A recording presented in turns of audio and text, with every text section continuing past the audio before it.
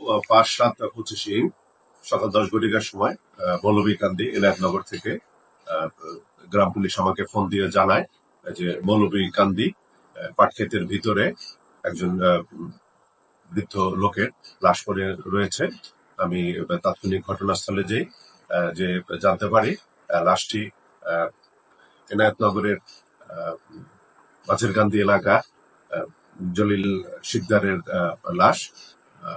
ওনার যে মৌলভীকান্দি যে জায়গায় লাশটা পড়ে রয়েছে সেটা তার বড় মেয়ের জামাইয়ের বাড়ি।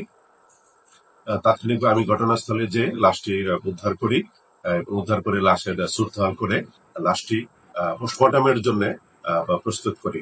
আসলে মৃত্যুর যে কিভাবে হয়েছে মৃত্যুর সঠিক কারণ নির্ণয়ের জন্য লাশটি সুরতহাল করে পোস্টমর্টমের জন্য মাদারীপুর জেনারেল হাসপাতালে প্রেরণ করা হবে।